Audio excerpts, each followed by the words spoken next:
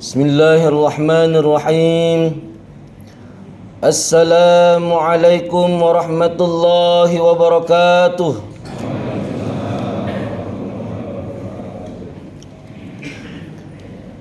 Alhamdulillahi rabbil alamin, alladhi ja'ala shahra Ramadan sayyidal shuhur, sayyidal mubarak, wa sayyidal maghfirah. Wassalatu wassalamu ala ashrafil anbiya'i wal mursalin, sayyidina wa habibina wa maulana Muhammad wa ala alihi wa ashabihi ajma'in, amma ba'd. Subhanaka la ilma lana illa ma 'allamtana innaka antal alimul hakim. Subhanaka la fahma lana illa ma fahamtana innaka antal allamul ghuyub. Rabbi shrah li sadri wa yassir li amri wahlul 'uqdatam min lisani yafqahu qawli. Hadirin jamaah salat subuh yang insyaallah dirahmati dan dicintai oleh Allah Subhanahu wa taala. Tanpa terasa kita sudah berada pada penghujung Ramadan. Artinya tidak lama lagi Ramadan akan pergi meninggalkan kita. Seakan-akan baru saja kita sambut Ramadan dengan ucapan marhaban ya Ramadan. Selamat datang wahai bulan Ramadan. Selamat datang wahai bulan yang penuh dengan rahmat. Selamat datang wahai bulan yang penuh dengan ampunan. Tidak lama lagi kita harus melepas kepergian Ramadan dengan ucapan selamat jalan Ramadan. Tentu perputaran waktu yang begitu singkat, begitu cepat, itu memberikan nasihat, pelajaran kepada kita semua bahwa kita yang hari ini merasakan nikmatnya sehat, akan datang masa di mana penyakit akan datang menemui kita. Kita yang hari ini merasakan nikmatnya harta yang banyak, akan datang masa di mana harta pun akan pergi meninggalkan kita. Kita yang hari ini merasakan nikmatnya hidup, akan datang masa mau tidak mau, cepat atau lambat, kematian akan datang menjemput kita. Yang mana Pak Ibu, kematian itu tidak pernah memandang apakah kita ini masih muda ataukah tua. Kematian tidak pernah memandang apakah kita ini kaya atau miskin. Yang pastinya kata Allah, fa idza jaa ajaluhum la yastakhiruna sa'atan wa la yastaqdimun. Apabila ajal seseorang datang menjemput, tidak ada yang mampu mengundur-undur dan tidak ada yang mampu memajukan yang namanya ajal. Dan juga tentunya hadirin yang dirahmati oleh Allah, di hari terakhir Ramadan ini tentu ada dua perasaan yang mendalam yang kita rasakan. Sama persis yang dirasakan oleh sahabat Rasulullah sallallahu alaihi wasallam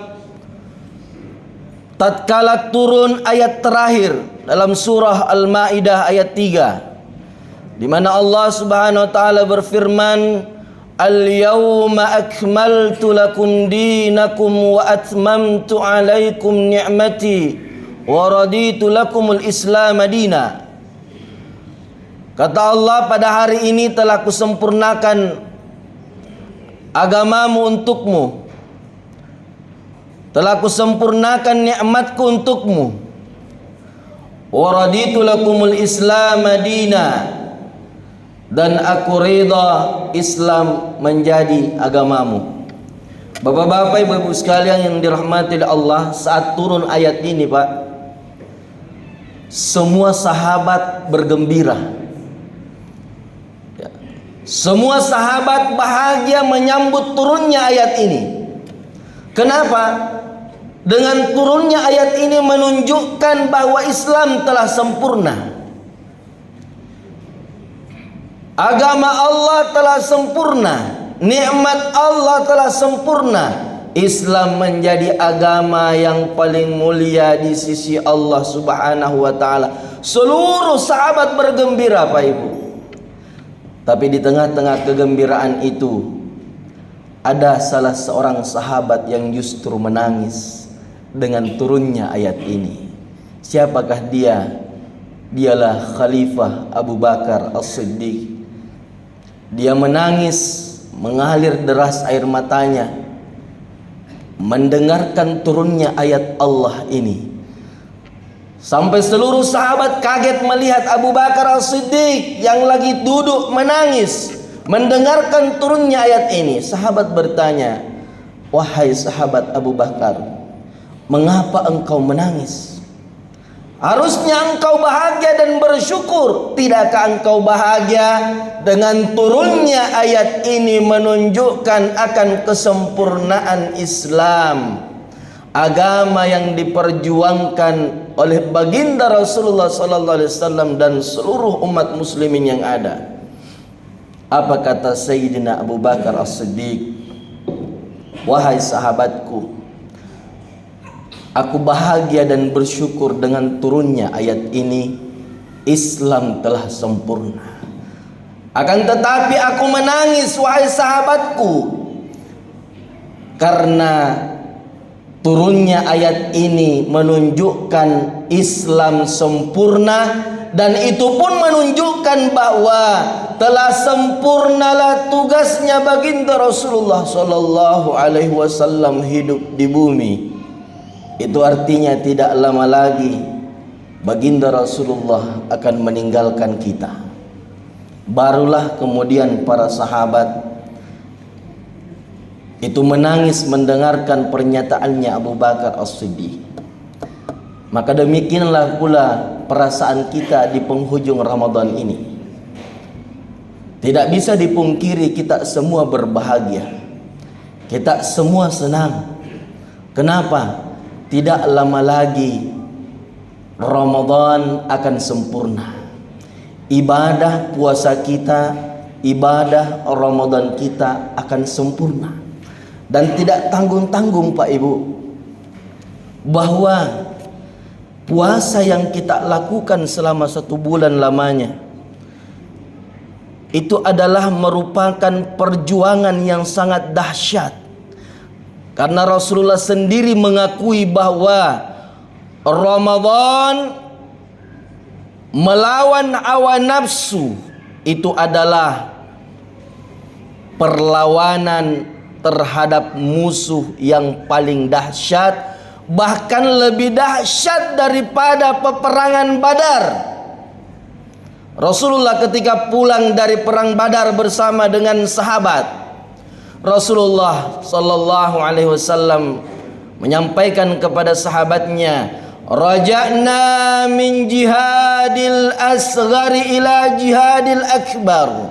Kita baru saja pulang dari perang kecil dan akan menuju pada peperangan yang besar. Tentu sahabat kaget mendengarkan pernyataan Rasulullah. Kata Rasulullah, perang Badar ini adalah perang yang kecil. Sedangkan umat muslim pada saat itu terdiri dari 300 pasukan. Sedangkan kaum kafir Quraisy lebih dari 1000 pasukan. Tapi Rasulullah justru mengatakan, "Raja'na min jihadil asghari ila jihadil akbar." Kita baru saja pulang dari perang kecil dan akan menuju pada peperangan yang besar. Para sahabat kemudian bertanya, "Wa ma jihadul akbar ya Rasulullah?"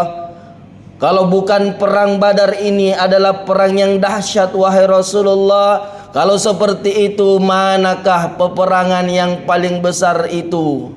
Kata Rasulullah, jihadun nafs, jihad melawan hawa nafsu. Jadi 1 bulan lamanya Pak, kita berperang melawan musuh yang paling dahsyat, yaitu hawa nafsu kita.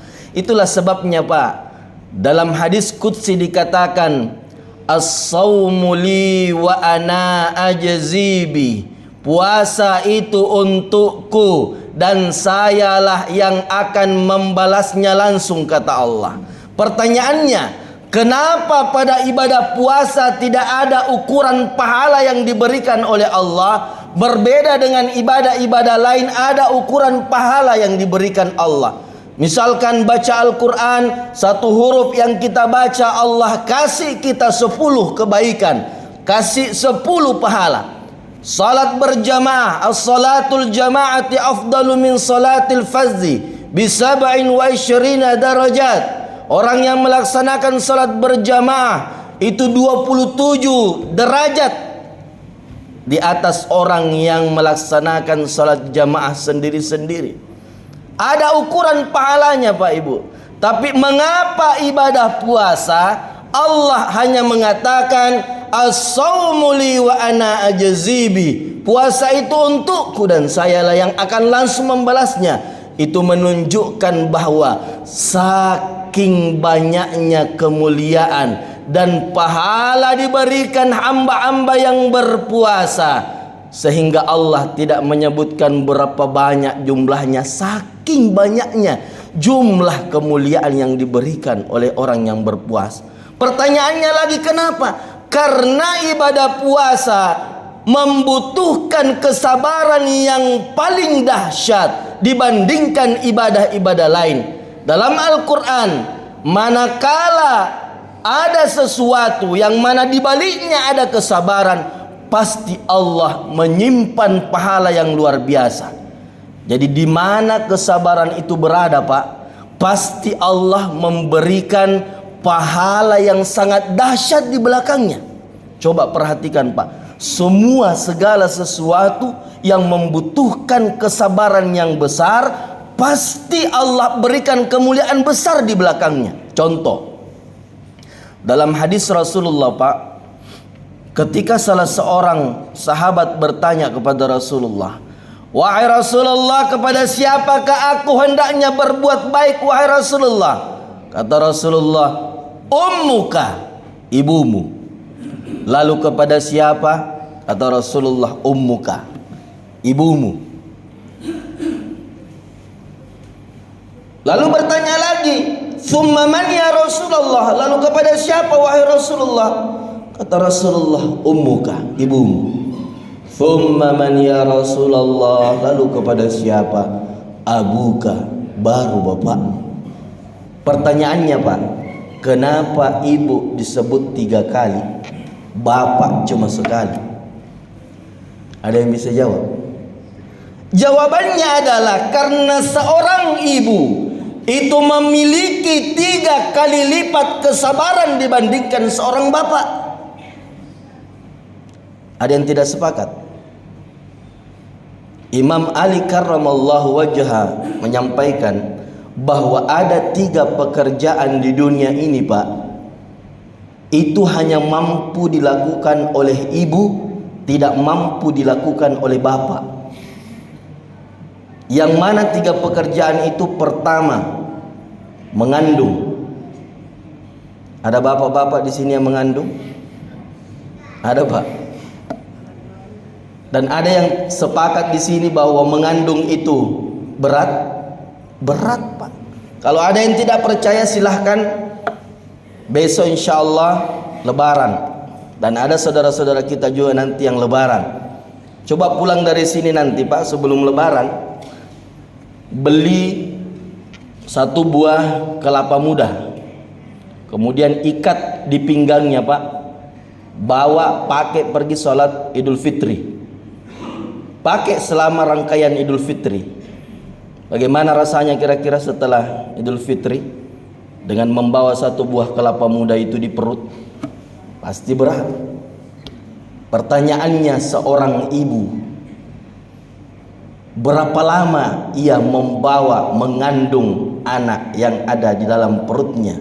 Kurang lebih 9 bulan lamanya ia mampu bersabar mengandung seorang anak, sedangkan kita laki-laki tidak mampu melakukan itu. Kemudian yang kedua, pekerjaan yang hanya mampu dilakukan oleh seorang wanita, seorang ibu, tidak mampu dilakukan oleh bapak, itu adalah melahirkan. Dan yang ketiga adalah menyusui. Itulah sebabnya kenapa seorang wanita diangkat derajatnya 3 kali dari seorang laki-laki atau bapak. Itu menunjukkan bahwa di mana ada kesabaran, pasti Allah menyiapkan pahala yang sangat besar di dalamnya. Demikianlah ibadah puasa. Bapak-bapak, ibu-ibu sekalian, Allah menyiapkan pahala yang luar biasa di dalamnya. Oleh karenanya bersyukurlah kita yang selama bulan Ramadan ini mempergunakan waktunya dengan sebaik-baiknya untuk meraih kemuliaan demi kemuliaan yang ada di bulan Ramadan ini. Karena kata Rasulullah, man shama ramadhana imanan wa ihtisaban ghufira lahu ma taqaddama min dzambi.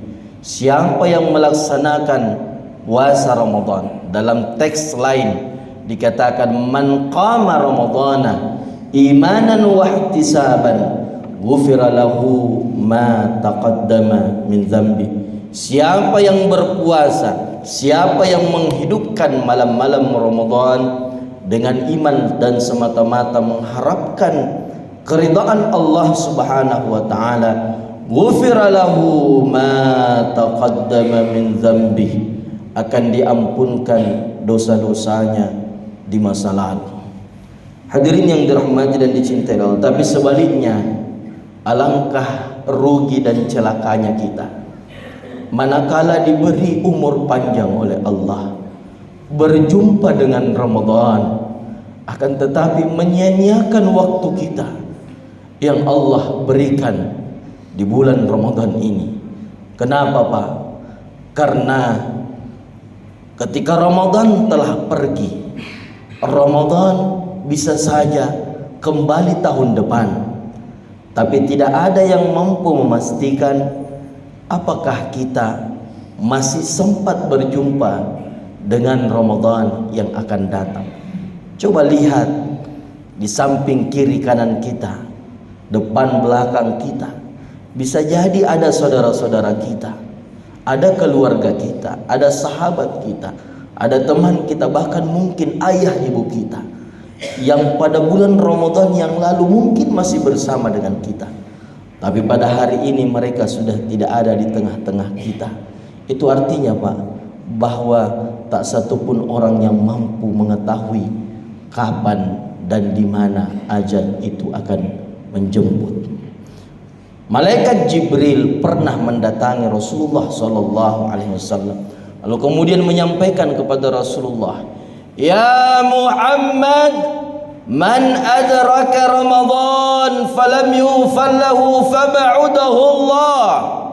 Wahai Muhammad, manakala ada umatmu yang diberi umur panjang berjumpa dengan Ramadan tapi tidak diampuni dosa-dosanya, fab'udahu Allah, semoga Allah menjauhkannya dari rahmat Allah. Celaka kita Pak, kalau kita mendapati Ramadan tapi tidak diampuni dosa-dosa kita, tidak bersih dari yang namanya dosa-dosa, karena betapa banyak kemuliaan-kemuliaan yang Allah berikan kepada orang-orang yang berpuasa. Tapi mengapa masih banyak orang-orang yang menyiakan waktunya Pak di bulan Ramadan? Jawabannya adalah karena mereka tidak mampu melihat kemuliaan itu. Penyakit manusia Pak, kadang tidak mempercayai sesuatu yang tidak terlihat oleh mata ya. Jadi penyakit manusia kadang kurang percaya terhadap sesuatu yang tidak terlihat oleh mata. Contohnya Pak, Sekiranya ketua takmir Masjid Fathul Khair ini mengumumkan siapa yang datang berjamaah selama Ramadan, maka di akhir Ramadan akan dibagikan HP. Kira-kira banyak yang datang, Pak? Banyak. Kenapa? HP terlihat oleh mata. Sedangkan kemuliaan Ramadan yang begitu dahsyat, yang tidak mampu kita hitung berapa banyak kemuliaannya, tidak terlihat oleh mata, sehingga banyak orang yang malas mengejarnya. Contoh perumpamaan, Pak. Kalau misalkan di tangan kanan saya ada uang 10 juta, di tangan kiri saya ada sebuah pisang. Tiba-tiba, Pak, mohon maaf, ada monyet yang lewat di depan saya. Pertanyaannya, mana yang dipilih oleh monyet? Pisang atau uang 10 juta? Pisang. Pertanyaannya, kenapa bukan uang 10 juta? Jawabannya adalah karena monyet tidak mampu melihat nilai uang 10 juta. Yang mampu dia lihat adalah satu buah pisang. Sekiranya monyet mampu tahu nilainya uang 10 juta, maka monyet akan mengambil uang 10 juta baru dibelikan pisang. Betul, Pak ya? Banyaknya itu dia dapat. Betul, Pak ya, Bu ya? Tapi mengapa dia memilih satu buah pisang? Karena dia tidak mampu melihat kemuliaan uang 10 juta. Yang dia mampu lihat adalah nilainya satu buah pisang.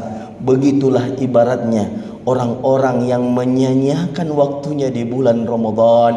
Ia tidak mampu melihat betapa besar, betapa banyak kemuliaan yang Allah siapkan bagi hamba-hamba yang mempergunakan waktunya dengan sebaik-baiknya di bulan Ramadan. Kapan mereka akan sadar? Kapan mereka akan menyesal, Pak? Kita semua nanti akan menyesal ketika sudah berada di alam kubur. Baru Allah perlihatkan semua kemuliaan-kemuliaan ibadah, semua kemuliaan-kemuliaan Ramadan. Disitulah orang-orang yang menyanyiakan waktunya akan menyesal, minta kepada Allah, Rabbana absarna wa sami'na farji'na na'mal salihan inna muqinun.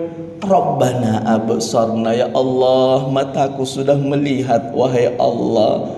Mataku sudah melihat kemuliaan itu, wahai Allah. Ternyata betul-betul ada kemuliaan itu, wahai Allah. Mataku sudah melihat siksa, wahai Allah. Telingaku sudah mendengarkan teriakan siksaan, wahai Allah. Farji'na na'mal salihan, kembalikan aku, wahai Allah. Kembalikan aku ke dunia, wahai Allah. Na'mal salihan, saya akan beramal saleh. Saya akan berpuasa, wahai Allah. Saya akan melaksanakan salat, wahai Allah. Saya akan melaksanakan seluruh ibadah, wahai Allah. Tapi itu tidak lagi mungkin, hadirin yang dirahmati oleh Allah. Penyesalan pada saat itu hanya sekedar penyesalan. Oleh karenanya beruntunglah kita yang memanfaatkan Ramadan kita dengan sebaik-baiknya. Dan tentunya kita bersedih dengan kepergian Ramadan. Dan kita berharap Allah memberikan umur panjang kepada kita semua, agar kita bisa berjumpa dengan Ramadan yang akan datang. Saya ucapkan selamat bagi saudara-saudaraku yang insya Allah sebentar melaksanakan Idul Fitri. Ya, saling menghargai antara satu dengan yang lain. Jadi yang lebaran hari ini, ya, menghargai yang lebaran besok. Yang lebaran besok menghargai yang lebaran hari ini. Jangan gara-gara berbeda hari lebarannya sampai baku bombe, ya, hilang pahala Ramadannya, ya, karena Ramadan, ya, lebaran menunjukkan bersihnya kita dari dosa. Dosa bukan hanya sekedar dosa yang berhubungan kepada Allah, tapi dosa yang berhubungan kepada sesama manusia juga harus terbebas. Karena kata Allah, duribat alaihimuz zillatu aynama thuqifu illa bihablim minallah wa hablum minan nas. Sungguh amarah Allah kepada seluruh manusia dimanapun mereka berada, illa bihablim minallah wa hablim minan nas, kecuali yang bagus hubungannya kepada Allah dan bagus hubungannya kepada sesama manusia. Jadi yang tidak lebaran hari ini, ya bisa jaga-jaga menjadi keamanan bagi yang lebaran hari ini. Besok tukaran. Yang lebaran hari ini besok jadi keamanan lagi untuk mengamankan yang lebaran besok. Masya Allah indahnya. Jadi berbeda itu boleh, tapi berselisih, bertikai karena perbedaan, itulah yang tidak boleh. Coba ambil sifatnya pelangi Pak Ibu. Pelangi itu indah bukan karena satu warnanya, tapi pelangi itu indah karena memiliki banyak warna. Ada merah, kuning, hijau di langit yang biru. Tapi keindahan pelangi Pak Ibu terletak karena antara satu warna dengan warna yang lainnya saling menghargai antara satu dengan yang lainnya. Merah tidak pernah mengatakan sayalah warna yang paling indah, warna yang lain tidak indah. Begitupun warna-warna yang lain, sehingga dalam perbedaan itu dia bersatu menjadikan pelangi itu indah. Kun kal yadaini wala takun kal ainaini. Ambillah sifatnya kedua tangan, jangan mengambil sifatnya mata. Kenapa Rasulullah mengatakan ambil sifatnya kedua tangan? Karena kedua tangan itu memiliki sifat tolong menolong antara satu dengan yang lain. Ketika tangan kanan gatal, tanpa diminta tangan kiri datang menggaru. Betul? Tidak pernah ketika tangan kanan gatal, tangan kiri mengatakan garuk sendiri. Siapa suruh? Ada yang begitu? Tidak. Tangan kiri gatal tanpa diminta tangan kanan datang menggaru. Kedua-duanya gatal Pak Ibu. Kedua-duanya saling menggaru. Begitulah kerjasamanya antara tangan kanan, tangan kiri. Tangan kanan meskipun pekerjaannya bagus-bagus Pak Ibu, pekerjaannya menerima uang, pekerjaannya makan, pokoknya yang baik-baik pekerjaannya, tapi tangan kanan tidak pernah sombong dan tidak pernah merendahkan tangan kiri. Tangan kiri juga tidak pernah iri meskipun pekerjaannya cleaning service. Tapi tangan kiri tidak pernah iri sama tangan kanan. Tapi luar biasa tangan kanan memang yang pergi belanja, yang ambil uang. Dia belanja pergi beli jam tangan, siapa yang pakai Pak? Tangan kiri. Beli cincin siapa yang pakai? Kiri. Coba enaknya kalau seperti itu. Ya. Jadi jaga persatuan antara kita. Mudah-mudahan kita semua diberkahi oleh Allah Subhanahu wa taala, diberi umur panjang dalam ibadah dan ketaatan kepada Allah. Mari kita tutup dengan sama-sama berdoa. A'udzubillahi minasyaitonirrajim. Bismillahirrahmanirrahim. Alhamdulillahirabbil alamin. Shalatan wa salaman ala Rasulillah wa ala alihi wa ashabihi ajma'in. Allahumma salli ala Muhammadin al-Fatih lima ughliq wal khatim lima sabaq wa nasiril haqqi bil haqq wal hadi ila siratikal mustaqim wa ala alihi haqqa qadrihi wa miqdarihi al-azim. Allahumma inna nas'aluka bi annana nashhadu annaka anta Allah la ilaha illa antal ahadus samad alladhi lam yalid wa lam yulad wa lam yakul lahu kufuwan ahad. Allahumma rabbana taqabbal minna salatana wa siyamana wa qiyamana wa ruku'ana wa sujudana wa takhashu'ana wa ta'abbudana wa tammim taqsirana ya Allah ya Allah ya Rabbal alamin. Allahumma ighfir li ummati sayyidina Muhammad اللهم ارحم أمة سيدنا محمد. اللهم استر أمة سيدنا محمد.